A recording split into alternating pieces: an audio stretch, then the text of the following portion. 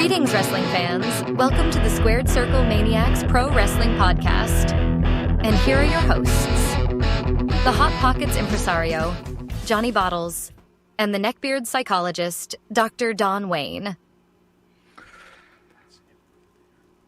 What's happening? What's going on, guys? Welcome to the Squared Circle Maniacs Pro Wrestling Podcast. I'm Johnny Bottles. To my left, Dr. Don Wayne, the neckbeard psychologist. Don, there's a lot in the news to go over. There's a lot of things out there. There are little twists and turns, Don. What's going on? There's a lot of things. What's going on with all these things that have just started to pop up out of nowhere like whack-a-mole? I don't even know where to start after the Smackdown that was a bore fest. The ratings came in to like 1.77 million on Smackdown. We've been talking about it for months. Smackdown is just not entertaining right now. It's the same shit rehashed every Friday. It's to the point now where I don't even care if I watch it live anymore until something changes in the booking of the show. We were saying that it felt like maybe they're holding on to the storylines until they move, which is this week, because they did do their last show on SmackDown on Friday. And I did want to talk about that a little bit because it was the last show that was on network television. And it's been so long since wrestling was on network television. It's lived off of cable programming for so long. I don't know how much of a new audience it reached or how much of a broader audience it reached. I don't know if old wrestling fans came back to it that maybe didn't have cable. Said, oh, shit, I'll start watching wrestling again. I remember those days. Let me see what's going on here. It held its own. It held the 2 million viewership mark. But 1.77 on your way out the door. And I know the NFL was on, and I get all that. And I know the NFL is the juggernaut in the room right now. NFL games get tens of millions of people to watch. That's just how it is. So I get that you could, get a lot of wrestling fans just say, I'm not watching that tonight. I'm going to go watch this. It just sort of felt sad to me that Friday Night SmackDown didn't end on a higher note to me personally. I didn't care for the show. There were parts I want to talk about a little bit, if you don't mind, today to start off with. I don't know. Did you watch it? I'm sure you did. Yes, I did. Thank you all for watching again. Happy Monday. I hope your week's starting off well. It's been a grind today for me. I don't know about you guys. Sometimes those Mondays, man, there's good Mondays and there's, Jesus Mondays, and this is one of them. Cody Rhodes came out on SmackDown. The place was packed to the gills. They were in Canada. It was absolutely packed to the gills. I don't know if you noticed that or not, but he was, talking to fans. He was like, you guys up top, let me hear you. You guys at the bottom, let them hear you up there. So I thought he was engaging the fans. I thought that was cool. It's a babyface moment, right? He's doing babyface stuff.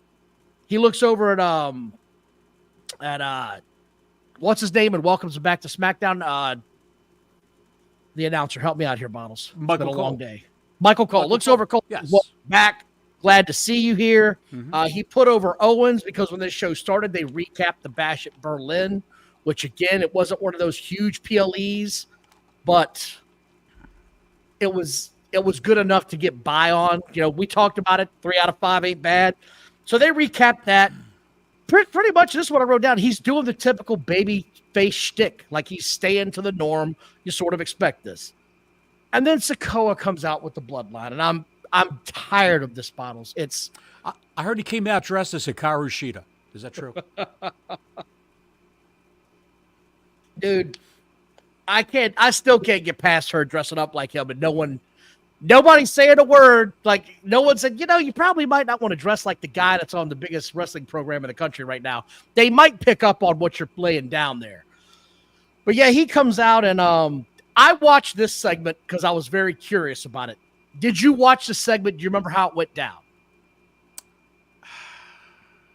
Well, it involved Cody Rhodes, so I vaguely remember how it went down. I had my phone in my hand. When he's on the screen, I grab my phone because that's how bored I am with Cody Rhodes. I know you're not a big Cody Rhodes fan. It's the same old shit over and over again. And we're going to talk about John Cena was the same old shit over and over and over. I'm just tired of it. He needs an injection of something. And we're going to talk about AEW and that shit show. That's the entire show is based on that. We're going to get there, but I want to cover this first. What he said was, you've earned a title shot. I want to face you next. And then he says, I'm not talking to you. And he moves over and he points at Jacob Fatu and says, I'm talking to you, Jacob Fatu. Jacob Fatu comes to the ring, gets in, and I thought this was pretty entertaining. Solo sort of turns around and looks at him, and he goes, I love you, my tribal chief. You can have my spot, essentially. So they set up this match, the first episode of SmackDown on Friday night on USA Network. Thank God they're not doing this at the next PLE called Bad Blood. They're going to kick it off with a steel cage match between Cody Rhodes and Solo Sikoa. And we said this a couple of shows ago. You don't see Cody Rhodes wrestle one-on-one very often. So when he does, it is a big deal because that is your world champion. It's a lot of the Saturday night's main event type feel when you would see Hulk Hogan defend his belt back in the day. You never saw him on the standard USA channel. You'd see him cut a promo, but you never see him actually wrestle a match and defend his title. That was a rare thing. Cody Rhodes defending his belt is a rare item. Good marketing strategy. I don't care for the Bloodline right now. They need Roman Reigns to come back and get involved somehow. They need to start shaking up that dynamic a little bit more. I need to see Roman Reigns on SmackDown a little bit more, quite honestly, right now. He really needs to start invigorating that blood into it, in my opinion. I don't know what you think about it. I think you're exactly right. They need Reigns. They need Heyman. If not Reigns, then bring Heyman back. Bring Heyman back with Jimmy. And have Heyman and Jimmy go on a recruiting drive to Raw and try to get Jey Uso and Sami Zayn to come back to SmackDown to drive these guys out. It's going to happen. It's just a matter of when. Well, look, I'm tired of asking when. We got to get to the point here, right? Either shit or get off the pot. But dragging this out every week with the same thing is now the ratings don't lie. 1.7 million said, okay, I'll watch. That's about 500,000 people said, I'm done watching this show. You guys have done nothing for me. I will also be curious what this first show's ratings are, given that it is moving back to cable. Because Raw, I think last week did like 1.65 million, which is respectable. They were doing 1.7 pretty, routinely for a while. We've even talked about, the last couple of Raw shows weren't the strongest, but I think we said last week was pretty good. I will be DVRing tonight, and I'll be watching it tomorrow because I am definitely watching the NFL tonight. I'm sorry. I'm one of those guys that when the NFL season kicks off, I check out Raw the next day. That's just me, though. I'll check it out between commercials. First hour commercial free. It leads off with American Made versus the Wyatt Six. Oh, dear God. Why would that's you the main? That's the opening match. Okay. Yes. To go back to SmackDown, just a couple of things that went down. Bayley and Tiffany Stratton had a match, which was actually okay. It didn't kill me. Like I thought it was a decent match. It was decently paced. I didn't mind it. They went to commercial breaks, so they weren't having to sell the whole time. I enjoyed this match for what it was. That's just me personally. I enjoyed it. It was nothing. Bayley came back. She wrestled on TV. Right. She had she had my S Hurts post up on Twitter. Like, basically, she said she's not being valued. We covered that a couple of weeks ago. Yeah. And you said, who posted that? I said, it's a meme. Bayley posted it, saying that just because you're undervalued doesn't mean it's right. We then got Giovanni Vinci. His debut on SmackDown against Apollo Crews. Hold on now. Hear me out because I saw people losing their shit over this. By the way, did I read this right? Apollo Crews signed an extension. He's going to stay with them for a while? Yeah. So this sort of felt like a attaboy, we're going to give you a win on national television and a little quick scoop, scoop and poop, get you out of here. Little small boy, roll-up package. Got him when he was taking his jacket off. The ref had rung the bell. It was go time. He wasn't paying attention. Yeah. I didn't mind this because it was a surprise. You didn't see this coming. I know a lot of people are like, you wasted all this time on Giovanni Vinci, and this is how you treat him. It feels like this is going to be a lead up to maybe a Bad Blood match. That's how it felt to me. Let's get it started strong. Let's get it started hot. Do this, get a quick win. Nobody saw it coming, and boom, there we go. That's sort of how it felt to me. A lot of people in the back in the gorilla position did not like the fact that he lost that quickly. It wasn't a proper match. And to them, I would reply, hey, he's getting paid the same amount of money, whether he's pinned, whether he's the pinner or the pinnee. So he's getting paid the same amount of money. You win him in the ring and you lose him in the ring. 1, 2, 3. That's right. He had an easy night. He got rolled up, which is nothing. And, didn't take any big pops. Didn't take any, no bumps. Yeah. Bump card didn't get used. I didn't mind it. I was like, oh, shit, that's how they're starting off. All right. Thank you all again for joining. Like and subscribe if you haven't already. We are on a march to 1,000. We're almost at 970. I feel good about it. We're trying to get there. We're trying to get to the gym tonight. Here's the part of the show where I just sort of said, oh, shit. Kevin Owens fought Theory and Waller in essentially a handicap match. What has Theory done to piss off Triple H or whoever's in charge of the booking of this portion of the show? Because this was god-awful. Look, I like Kevin Owens as a heel. I like him more as a heel than I do a babyface. This was horrible. Why the hell are you putting over Kevin Owens beating two other wrestlers in a handicap match? I cannot wrap my mind around this in any way, shape, or form. All I can say is just because people watch professional wrestling and certain people are their favorites, it doesn't mean they're not assholes in real life backstage. As far as we know, Austin Theory could be a real life asshole backstage. Who knows? He could be a bellyacher all the time.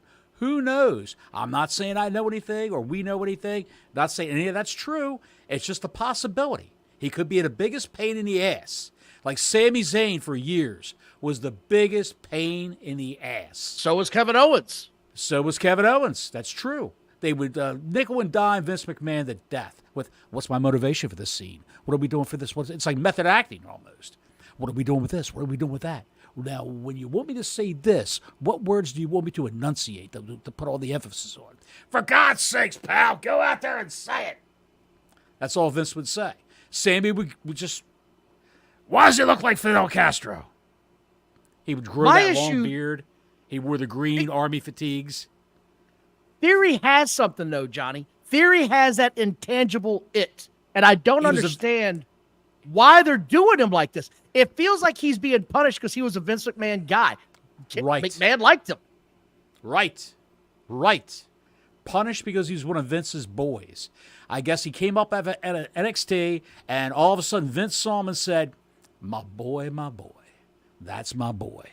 And he was the archetype of the perfect wrestler that Vince wanted. Young, ripped, could do any move in the ring, sold his ass off. God was fantastic. Look at those jizz gutters. And now Vince is gone, and maybe it went to his head. Who knows? Maybe, I don't know. Triple H and everybody backstage figures this kid got handed everything too much, too fast. And they're trying to drop him down a peg. They're trying to de-accelerate him. Austin Theory's mid to late 20s. I think he'll be okay. I like him. He's going to be there for a long time. As a heel on his own, I thought he stood alone. And then he won the U.S. title, and it's like they put him on the shelf and didn't want to touch him again. I don't understand it. I'm not going to dwell on it too long. I think he's taking up enough time as it is. Because then we get the LA Knight segment. I just want to say one more thing about Austin Theory. You can make him... do you now? You can make him a solid mid-card babyface tomorrow. Yeah. Tomorrow. But I like his persona as a heel because he looks like a smartass. He looks like he could be a smartass just by talking to you for 2 seconds. Yeah, I don't know. He's got poor tooth to gum ratio for me. His gums are too big. When he smiles, it's very off-putting. You should be off-putting. Very off-putting. I am very off-putting, as a matter of fact. LA Knight segment was next with Andrade and Carmelo Hayes. And I just wrote down, are they really going to do this to us now? We're not done with this yet. He squashed them both and they went away. I don't know where they're going to go with LA Knight, but he needs a real opponent. I don't like this at all. It's not that Andrade and Carmelo haven't given us good matches. We've just seen it every week now for a month and a half. It's time to move on to something else because, again, where are we going? Stop running the same television show every week. You can do something else and be entertaining. Raw for about 2 months straight was entertaining every week, running the same sort of angles, just different ways in how they presented it. And right now, I don't feel like they're getting a whole lot of that on SmackDown. This just drove me crazy. Andrade is in the wrong show. Andrade should be on Raw. And I'll tell you why. He should be on Raw either in the LWO with his old manager, Zelina Vega, or in this new iteration of Judgment Day. To add a little muscle to the Judgment Day. I mean, you got Carlito there. And everyone else. Well, he's the fall guy. Everyone else is 5'7". We'll see. Chelsea Green versus Mia Yim. I'm moving on. Green won. Then you got the Bloodline versus DIY. You know how that was going to go. There was no doubt about it. I was done after that. I was like, okay, I can't do DIY anymore. I just can't. I'm out on them. I don't care. I'm out. There's nothing about them that makes me want to watch them at all. The ratings show it. It fell off a cliff. They didn't do well. 1.7 million. You got to give me something that makes me want to watch. I am going to watch this Friday though live. I'm going to watch the show live. I'm going to see what happens. I don't want to be reading about it on Twitter with people losing their shit if something comes off. Are the rosters too top heavy? Is Raw too top heavy? Man, you need to move some guys from Raw over to SmackDown. It wasn't like that when they did the draft, though. It felt like they were pretty even because Roman Reigns is supposedly on SmackDown. The issue is he's not on SmackDown enough, so they moved Kevin Owens over there to give it another little oomph. They've got stars. I just don't feel like they're doing it the right way. That's just my opinion. I don't feel like Orton they're on using Raw. their stars. They've got Orton on Raw. Well, they moved him back, yeah. He's not doing he's not challenging Gunther again. So throw him on SmackDown right away, man. You need star power over there. I would go and get Trick Williams from NXT and bring him up and put him on SmackDown. Why not? People love that guy. He's ready. I think he's ready. From what I've seen of him, I mean, God, he can't do any worse than some of these other bums I've been watching the last several months. Just my opinion. Bums. I know Raw tonight, so the big thing tonight is Raw season premiere kicks off. Hateful. No, we're not there yet, pal. I got plenty of hate coming for you. I got plenty of that coming in a minute. We haven't even touched on the topic. We're not even the first layer of skin of hate that I have for some wrestling right now. But yeah, Raw I know where this is going, tonight. folks. We know where this is going right now. It's their season premiere. Bret Hart will be on the show. The same Bret Hart that was on AEW a few years ago when they debuted the title belt. So the AEW neckbeards are very upset about this. They're not happy. You said you'd never go back to the WWE. Folks, Bret Hart will go wherever they're going to pay him. Newsflash.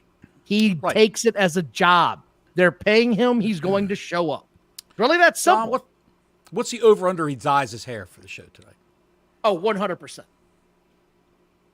Okay. They showed a picture of him in the alley. He was getting ready for it. He actually had oil, 10W30, combing it through. He was getting the look down. He was not playing around with no dye tonight, pal. He's going full Jiffy Lube look. Big bottle of Pennzoil. Out there. Pouring it on He's his out head. there. He was buying stock right before he went out there. I saw him on those little apps buying stock because he bought a whole damn 50-gallon barrel. He was ready. There's also some news of note to get through here. I don't think we covered this last week, but Tony Schiavone said that Ian Riccaboni, that's the new guy's name, correct? Ian Riccaboni is the guy who's the color commentator, not the color commentator, lead announcer for Ring of Honor. Sorry, I'm thinking about, Joe Tessitore. Joe Tessitore. We were talking about Ian Riccaboni this week, but yeah, he said Joe Tessitore is good, but he's not on the same level of Excalibur. Does he realize where this guy came from in his previous job? Joe Tessitore did TV for college football and major sports and a couple of NFL games. Like, he's a major announcer. Like, he's a big-time announcer. He's coming in from the real sporting world into wrestling. He's not some guy that had a shitty indie career and then decided to get into wrestling for a mark. Joe Tessitore went to a serious school to learn how to broadcast and do this in a serious role. When I watched him last week on Raw, that was the highlight of the Raw for me last week. To me personally, because it added a new voice to this whole thing. I don't know how you felt, but I thought that was it was a comment that wasn't needed from Tony Schiavone, to be quite honest. I didn't understand it. Of course it was needed. He had to say it. Do you want Tony Khan to send Tony Schiavone back to Starbucks to pump out pumpkin spice lattes like he did for years? He was a goddamn barista at Starbucks. And the reason why he took that job is because he could work mornings and they paid health benefits. That's why he took that job. Tony Schiavone was a barista at Starbucks for years and years. And then he did his announcing for the AAA Atlanta, Georgia, I don't know, the Charlotte Mud Hens, I don't know, the Siskapawa Mud Hens, whatever that team is down there. What's the AAA ball club for? I couldn't tell you. I don't pay Atlanta, attention. Georgia. No, I don't. Well, he was the guy who was doing the play-by-play on all your AM stations, your finer AM stations down there in Georgia. Tony Schiavone, everybody, how they might have fallen. And now he's resorting to this. Tony Khan probably said, okay, Tony, today I want you to shit all over the new guy on Raw. Just shit all over him. It's just not needed. It's I just can do that, not boss. Needed. I didn't get it when he said it. I don't get it now. I don't understand anything that they said. He's the good soldier. He's the good soldier for Tony Khan. I also know that he was doing Atlanta Bulldogs radio play-by-play. He was also doing the Gwinnett Braves play-by-play. So he had a lot of jobs. The teams were, and you were like, the chat helped me out. Pal. Oh. I couldn't remember off the top of my head because they're minor league teams. Georgia Bulldogs, I did know, but I couldn't remember the name of the team he was on or what town it was in. That's Georgia just Bulldogs. There's also, but he was on the radio, so you never heard him. Like, he wasn't their TV guy, to my knowledge. It was the radio AM guy. Do you know your radio AM guy there locally? Do you still listen to terrestrial radio? I listen to terrestrial radio, FM, not AM. Okay. FM. I don't even listen to FM anymore. I'm out of that. Anyway, just want to cover that real quick. Good stuff. There's also the big thing that keeps going around right now is the AEW contract for TV. The TV contract is just flying around right now. It's signed, it's not signed, it's done, it's not done. Fox is now involved. There's all kinds of shenanigans going on right now. And nobody's saying anything of substance as far as I can tell. Dave Meltzer's gone off the rails and said, this is absolutely done. You guys don't know what you're talking about. It's been done. It's been signed. And then I read another report before we went on the other said it's not signed. The money is a lot less than what they initially said. They got less offer for what they wanted, and it might not happen at all now. And now I'm hearing apparently someone has started a rumor that Fox is getting involved with AEW now. Fox, who said they were getting rid of WWE because the return on the investment was not enough monetarily. So the ad rates. The ad rates were low. They couldn't get top dollar for the advertising slots on the show. That's why they launched Smackdown, one of the highest rated programs on network television for years, for the past 5 years. Yeah, and I can't believe any of that. I'm sorry, I just can't. None of that makes any sense to me. They copyrighted, they registered with the patent office the name AEW Shockwave, which would be a new show. Like, they need more new shows that no one watches. And that would go on FX, Tubi, or Fox.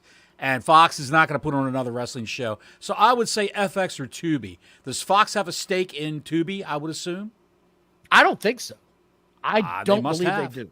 I don't know. Here's my question to you. Because we're going to talk about All In or All Out here in a minute. If this TV deal isn't signed, how did this help in any way, shape, or form help this company with the fallout? And I don't care if you're into garbage matches or not. I'm not into it. It's our show. I'm just going to go ahead and say it. I'm not into any of that shit. There was a time and a place when the garbage matches took over wrestling in the late 90s and up to the early 2000s, to be quite honest. Right. Where headshots with chairs was the norm. We didn't know shit about CTE. We didn't know anything about how truly dangerous this was. Right. And then they had this show, and we're going to talk about it in a minute, like I said. It just doesn't really have any place in wrestling, in my opinion, anymore. It just doesn't, given what we know now. There's other ways to get guys other than smacking them over the chair, point blank range, square as it gets. You can't rig steel, but so much. I'm sorry. What if they shave it down, Don? Yeah, here we go again with this shit. The chair was shaved down. The chat has said that Fox does own Tubi. Okay.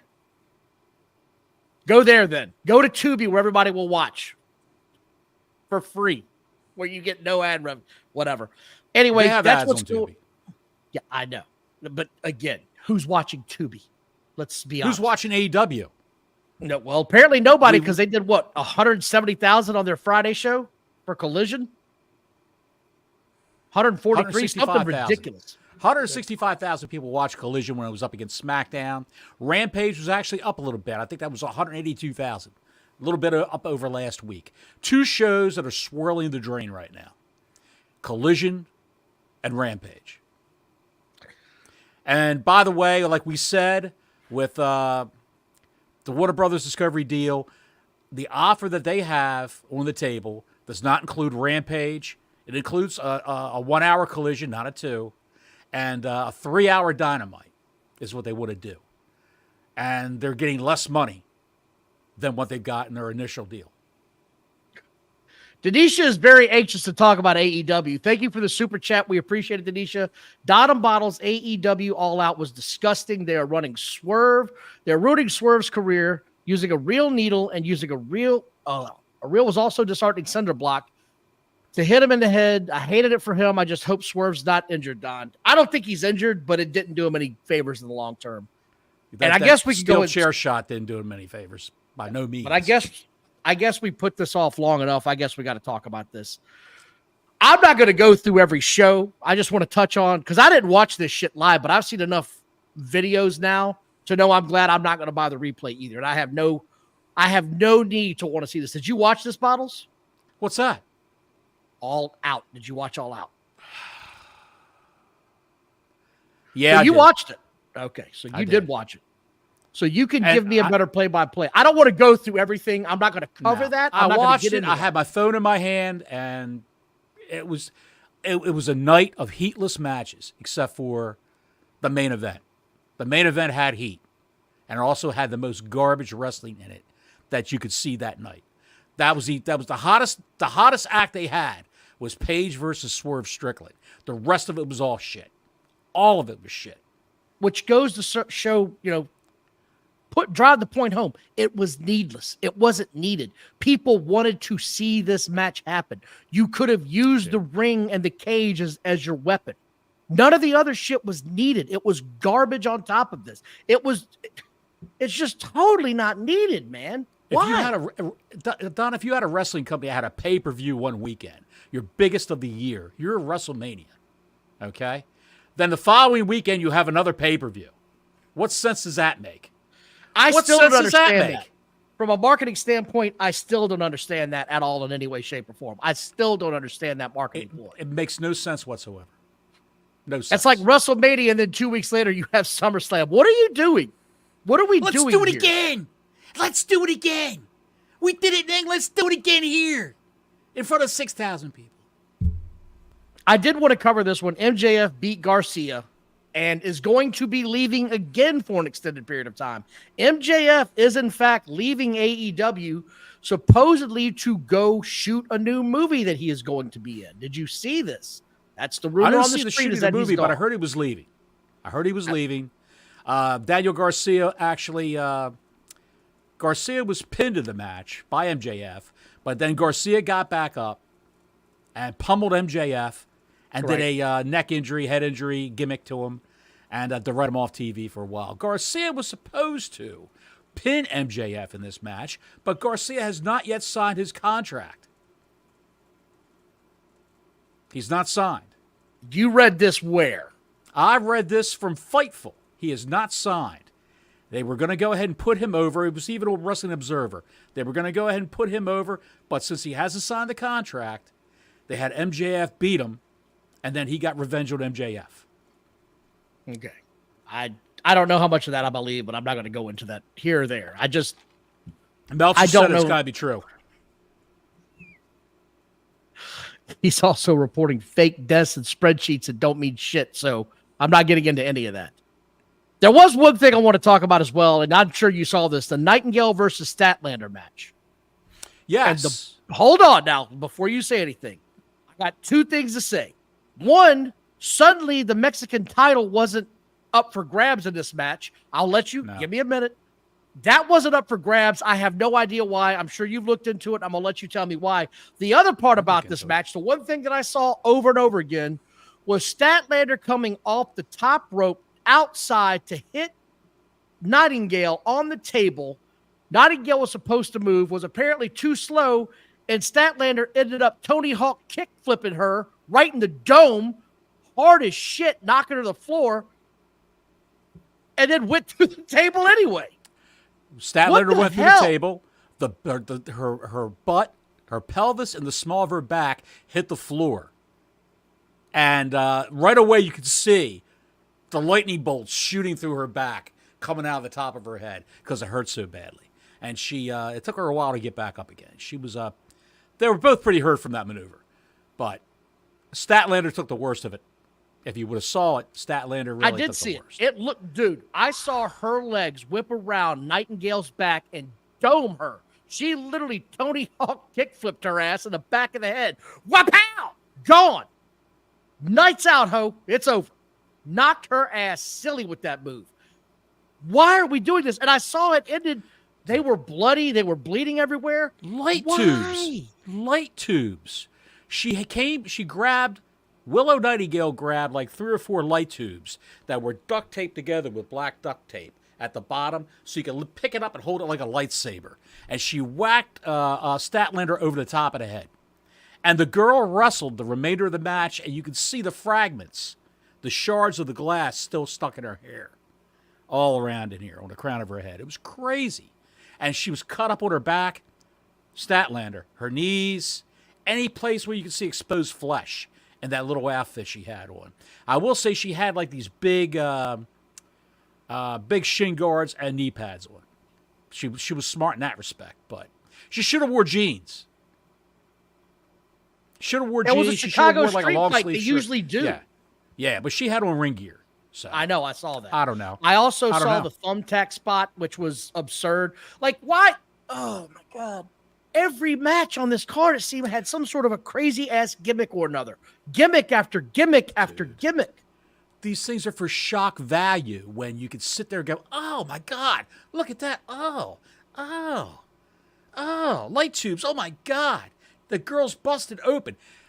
When you would see a woman busted open in a wrestling match, that's really something. That's taken it the level of violence to a new level in a professional wrestling match, women versus women. Now you see it every week. A woman getting busted open on AEW programming.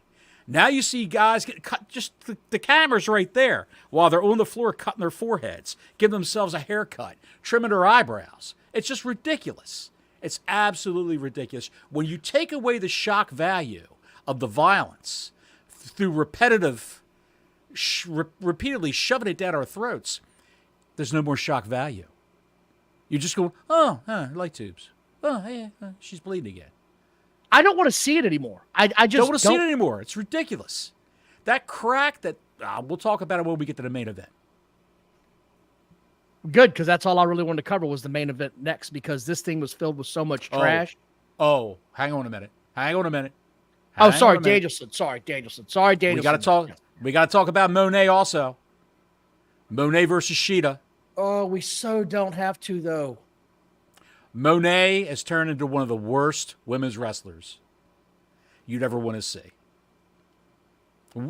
I don't know if it's a language barrier, her wrestling with Shida, but she didn't get along with Baker when they wrestled it all in. Of course, Baker sandbagged her the majority of the time. Baker didn't want to be there. But Monet wrestled Shida, and it looked like Shida was about 1.5 revolutions faster than Monet. And I don't know, maybe because when she was in WWE, she wrestled the other 4 horsewomen, and she wrestled Asuka.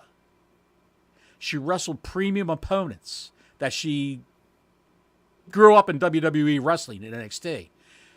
So I don't know. I don't know what to say about that. But she's wrestling all these opponents she's never worked with before, and she's shitting the bed every time she's out there. On the microphone and in the ring now, she just shits the bed. And that's 9 months ago, the rumors were flying on where she was going to go. She was going to be a game changer if she went to AEW. She was going to change the entire women's division. That's all you heard. Fast forward 9 months. She's a channel changer. She means nothing anymore. There's nothing about her I want to see at all. The best part Nothing. about her now is the heater that she comes out to the ring with. And she was banned from ringside this week. Did she show up? She showed up at the end of the match to congratulate Mercedes Moné. So she got the clean win. What a great job. The heel got a clean win. The heel got a clean win. Booking 101. And she used that shitty finisher where she's doing the reverse fireman's carry. I still don't know what that is. I still don't know what that is. What is that supposed to be? I think it's called the Money Maker. I think it's called the Money Maker. That's basically I'm going to fireman's carry with you and just drop you off my shoulders so you fall on your face, and that will knock you out, and you'll be so incapacitated by that 2.5-foot fall onto your stomach that I can just roll you over and pin you. Bottles, I wrestled high school. That ain't no fireman's carry. Let me assure you of that right now. Whatever it is, Don. What do you? I don't know. Don. I'm going to start calling it the jackass drop. That's what I'm going to start calling it, the jackass drop. I don't know what it is. It looks like shit. Nothing about it looks like it's devastating. I don't care. I'm glad you watched it so I didn't have to. Oh, dude, it was unbearable because Aubrey Edwards was the referee for this match. And she's...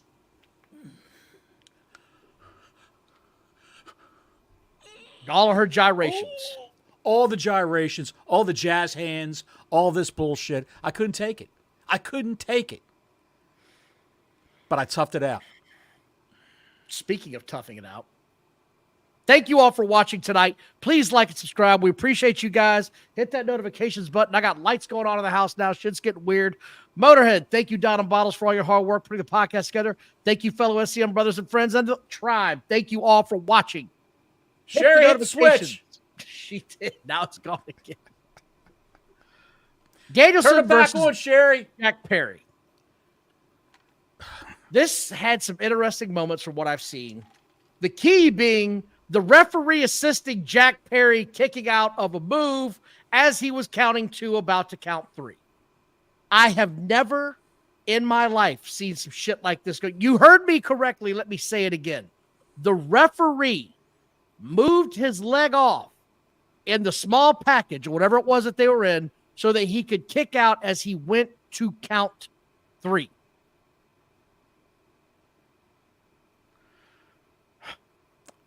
It was fantastic, Don. You watched this. What did you think? What did I miss? Because the afterbirth, as they call it some places of this show, is what was the biggest part of the show, in my opinion. Because, again, it made no sense. It made no freaking sense. Was there anything that I'm missing in this thing? I'm sure they had a delightful match with two little guys. Here it is. Here it is. Let's take a look at it. I was pulling it up while you were talking to me. That really happened. That really happened on national, I wouldn't say national television, worldwide pay-per-view. That actually happened. Hit it one more time just so they can see it again, because that's so insane. Let me turn this sound down. Yeah, turn that off. What?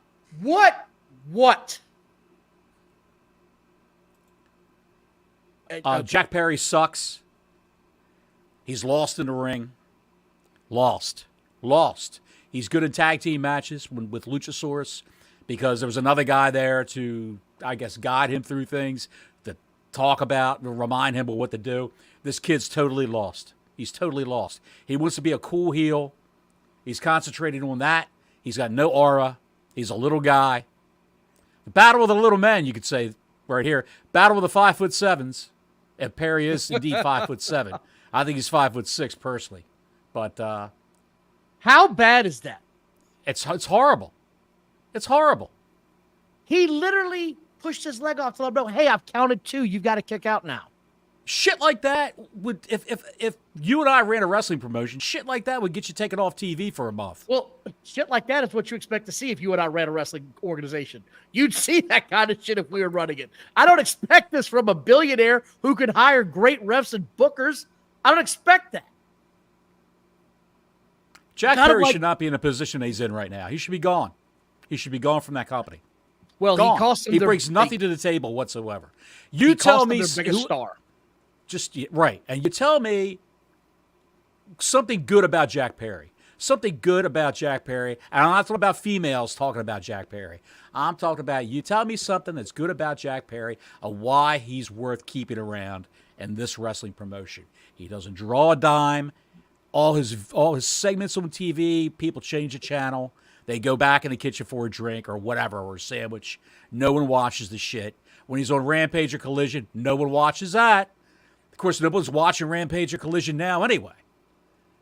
He's awkward at interviews. He's horrible, unless it's all pre-taped, where he can like fumble the same lines over and over again, and they just take care of it in post and editing. He's horrible. Terrible. So was the ending of this match, and I want to talk about this a little bit in depth.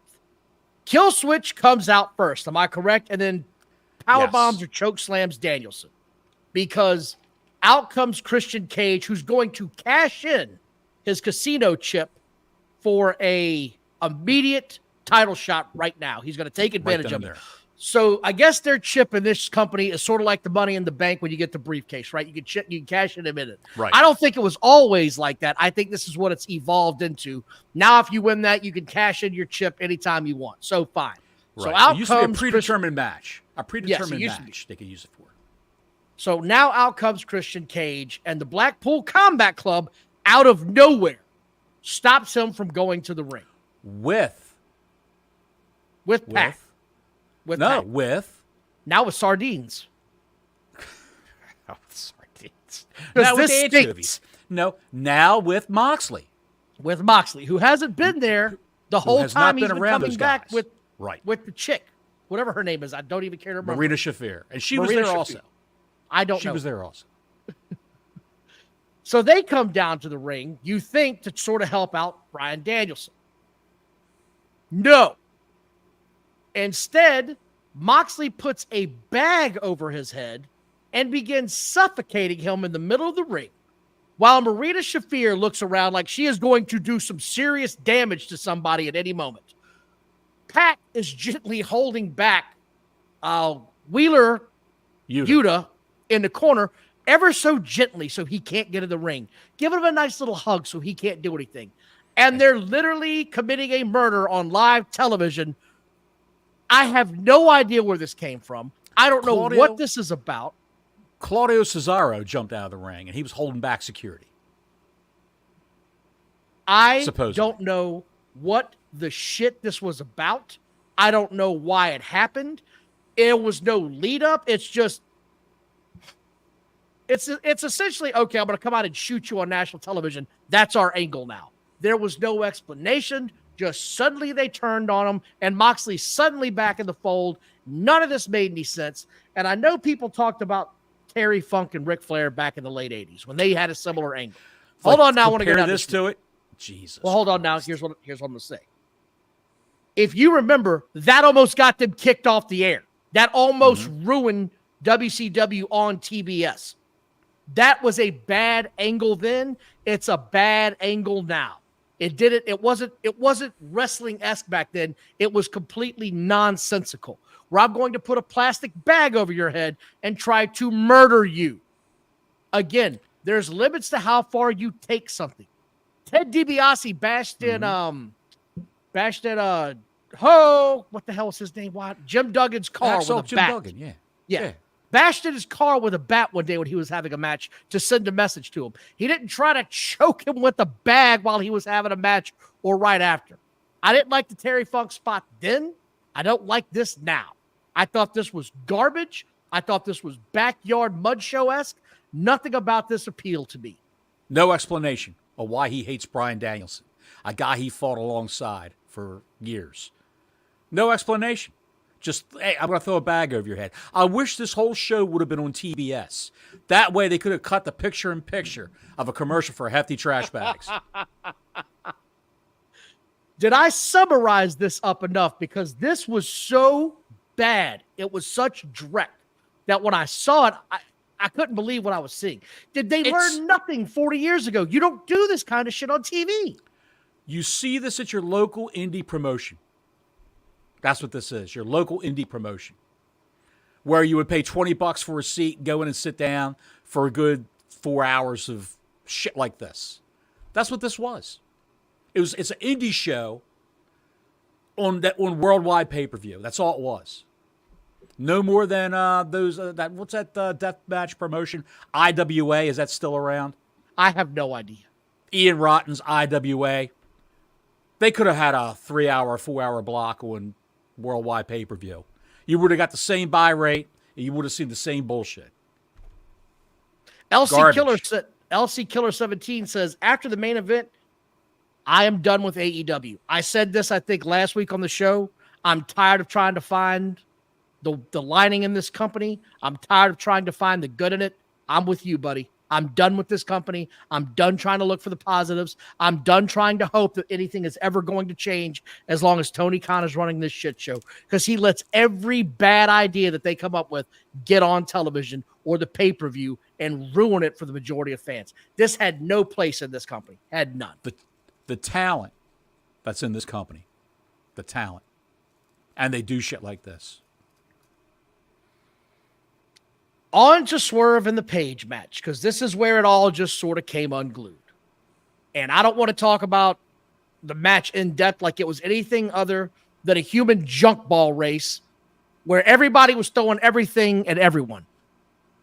The cinder block thing was cringe enough, and I thought that might be enough for it. But no, it's not enough.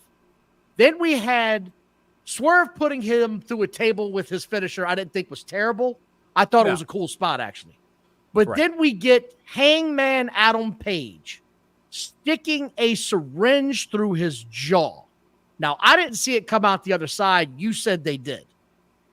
Well, you wouldn't see it come out the other side because those little insulin needles, those little hypodermics, I use them for my dog who has diabetes.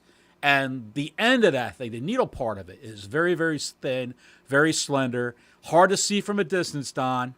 You just see the actual shaft of the needle, and it would puncture through the inside of his mouth. It came out this side, not in his gums or anything like that.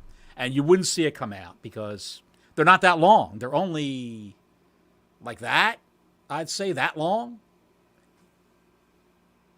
So why is a syringe in a wrestling match, Johnny Bottles? What was a syringe? Did he have some sort of anesthetic in it? I don't know. What did he have? What did he have to knock him out? Why are you going to give him a needle in his jaw? I don't understand. When I saw it, I don't understand. You saw this. Why did this happen? You saw it live. I just saw the highlights, and I still don't understand why this happened. I don't think the entire promotion understood why it happened. I don't think the announcers understood why it happened. The announcers probably didn't even know that was coming.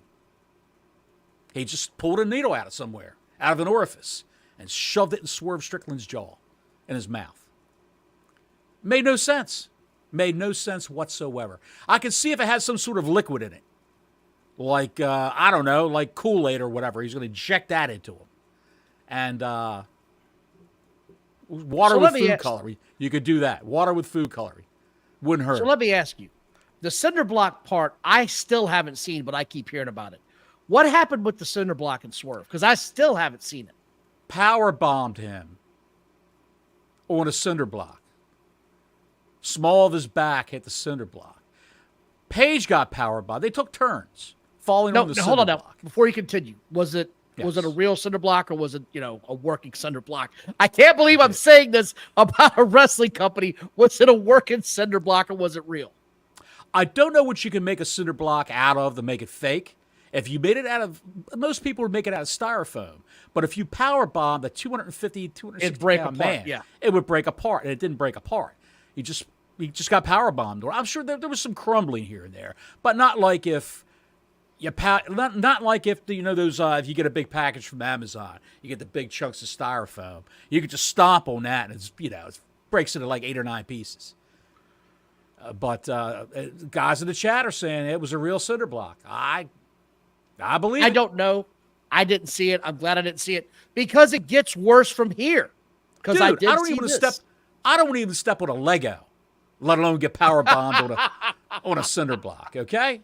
Or stub your little toe at night in the middle of the night, walking through your kitchen. Just that one little leg of a chair gets you every time. Dude, you know how many times I've broken my little toes over the years, drunk, all tooted up on weed, making my way to the kitchen.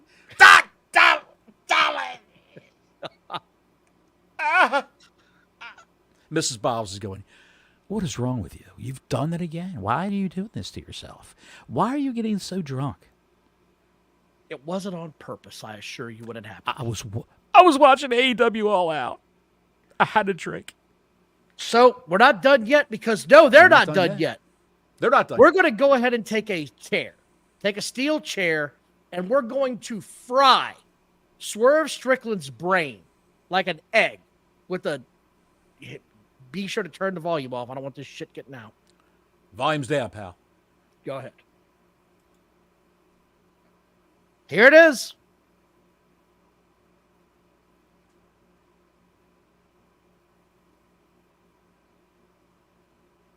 Okay, you can take it down. It's my understanding that it was rigged to break off when it made contact like that, so it would snap back. That's the part that I heard was rigged. That's a steel chair right there. Oh, I know. You can take it down. I don't want to get our ass in trouble. But that's the part everybody's talking about. Okay, this is the part everybody's got heartburn with. A very famous wrestler from the 80s and 90s came out today and saw this clip and had a remark today. You know who it was? Dutch Mantel. No. I'll give you a hint. He was part of the Rock and Roll Express. Ricky Morton. Ricky Morton came out today and said, this has no place in our business anymore. As a veteran of the ring, this should not be happening anymore. I suffer from migraines. I have to take medication now because of it, because I took too many chair shots. Ricky Morton wasn't even the guy that was taking chair shots all the time. If you remember, it was just high-flying stuff. I'm sure he took a few chair shots at his time, but it wasn't glorified on TV that I remember. Do you remember him getting glorified with chair shots every week or in huge pay-per-views? Because I don't recall him taking a whole lot of those. Maybe in those beatdowns by the Midnight Express or the other sundry tag teams, the Koloffs and things like that. Maybe in beatdowns like that, but not actually in matches. No. Again, thank you guys for watching. Thank you for checking us out. Please like and subscribe. Hit the notifications tab. We appreciate you. I don't want to see this in wrestling anymore. There was a time where I thought it was cool because I was a young idiot. We didn't know about CTE, like I said when we started the show. There was a time where this was accepted in wrestling. The late 90s got wild, folks. If you weren't watching wrestling from like 96 to like 2003, you missed some of the craziest shit they ever came up with. Hot shot and everything, and then all the people bailed when they stopped giving them that. Because there's only so much you can watch of this so many times before eventually it's, okay, let me jump off a 3-story building into a pool of sharks with a leg drop while he's laying on a mattress.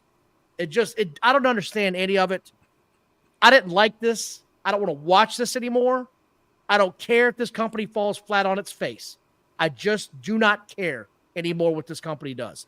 It is dangerous and it shouldn't be happening.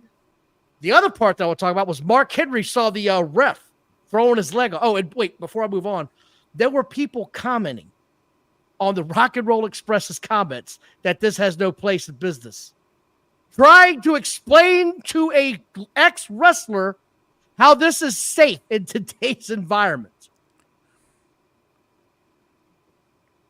How's getting waffled on the head like that with a steel chair? Because you're not just going to get hit with the part that you sit on that snapped back, that snapped out of it on one side. You're getting hit with the back support right across the top of your head. I am trying to wrap my head around just that. Insane. These people are insane. Ricky Morton tells them, I've got serious medical complications from taking chair shots, and they immediately try to fansplain to him that he's wrong. You cannot make this shit up. You're trying to tell a guy who wrestled in front of millions of people before he retired on how this is a good idea, and he's telling you no. So I don't want to get into that too much. I just want to point that out real quick. I don't know if you've seen that or not. I want to say one thing about this. When Swerve Strickland or Hangman Adam Page or Dante Martin or Mark Briscoe can't remember their kids' names in 25, 30 years, Is Tony Khan going to be around to take care of them with their medical bills when they're outside in their underwear talking to the trees and their wives have to run out and get them and bring them back in the house because they're batshit crazy from CTE? Is Tony Khan going to take care of them? Is he going to give them a golden parachute when this company goes under? A nice settlement package to tide them over in their golden years? No, he's not going to do that. But feel free to tear yourself apart and turn your brain into mashed potatoes for this guy, Tony Khan. Ooh, that looks good. That's cool. Come on, man. Also, Swerve Strickland is going away for a while as well after this match. As well, he he is going to should take some time off. Good Lord. Well, he just got shot up in the middle of the ring with Novocaine and then tatered with a chair. So I think it's time to go.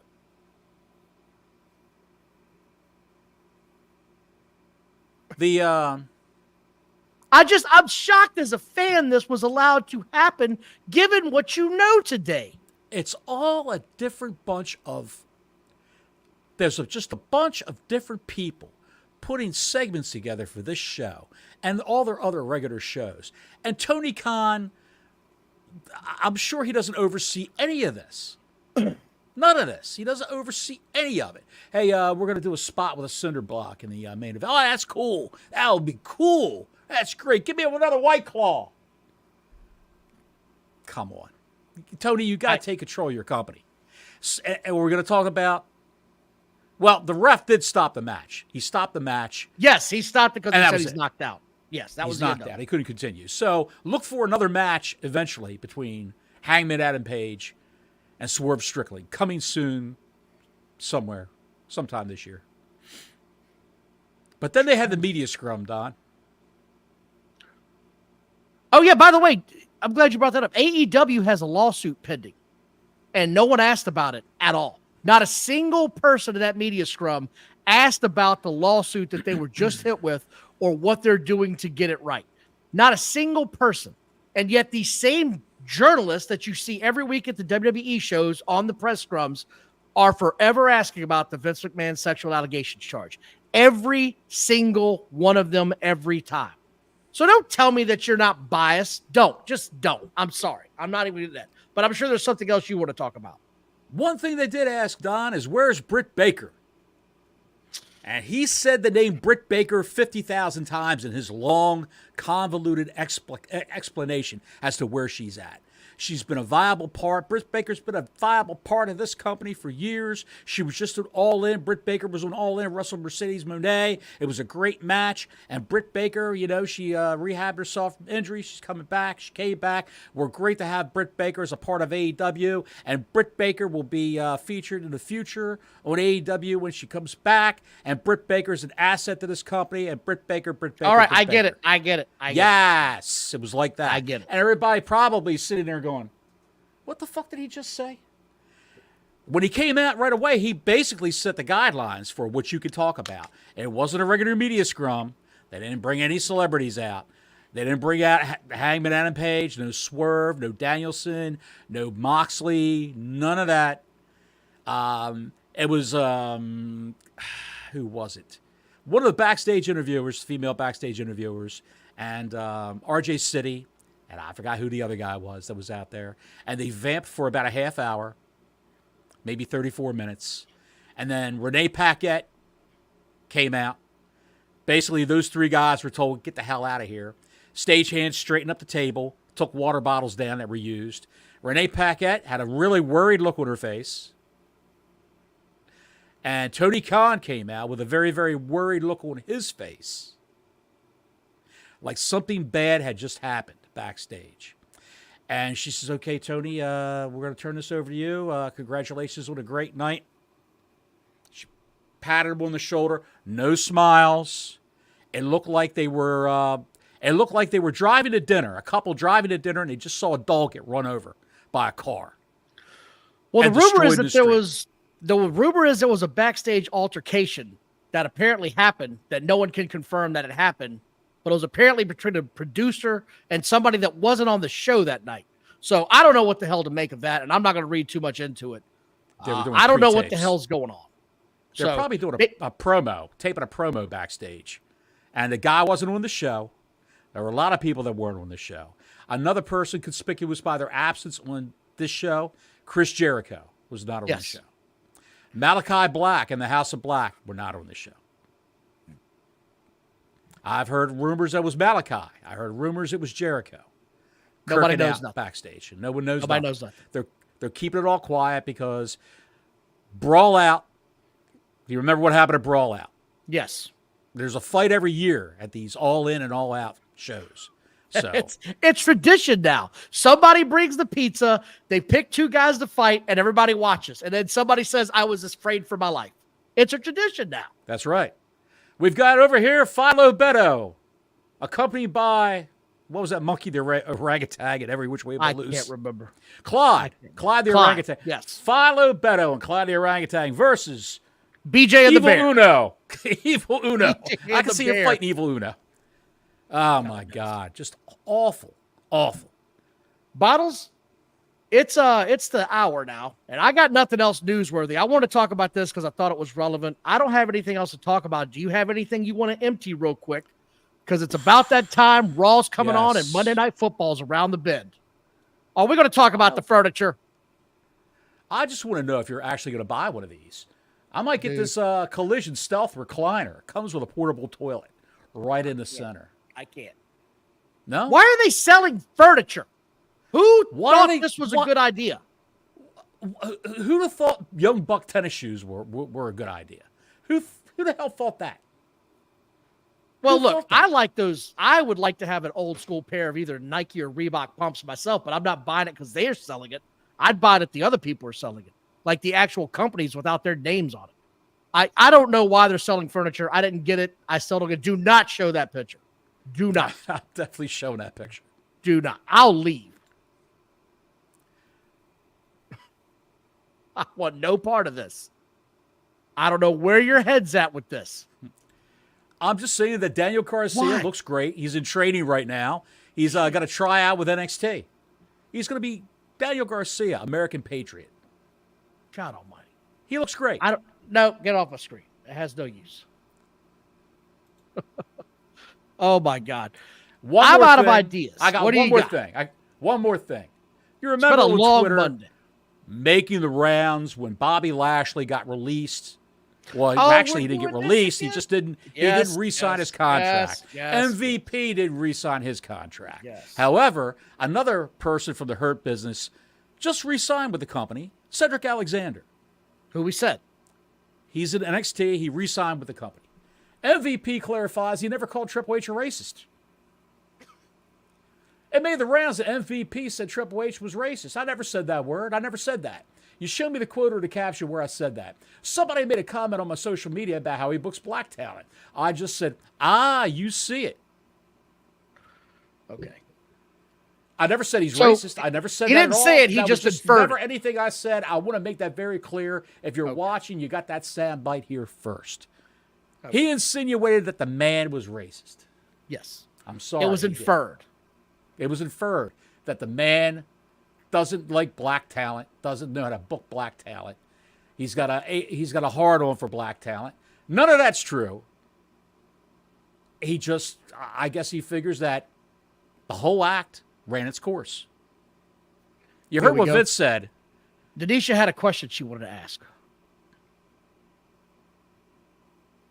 You know, it could very well be true that Britt Baker's contract is coming up. Thank you, Denisha, for the super chat earlier. We love. She's been there a long time. The boyfriend's a big gone. Contributor. When is Adam Cole coming back? I don't even care anymore at this point in time. I don't care anymore. I just don't. It doesn't matter. Wants to play video games on Twitch. That's all he wants to do. He wants to be a streamer, and he thinks he can make a living at it. So God bless you. Best of luck. Enjoy your day. But I don't know if her contract's up or not. It could be. I mean, I don't know what's going on with this company anymore. Garcia's on a pay-per-view, and apparently he's not signed, and he's got a hospital angle match that's putting out their biggest star. I don't know what the hell they're doing. I really don't. What is going on in this company? They're booking their own shit backstage. They're fighting backstage.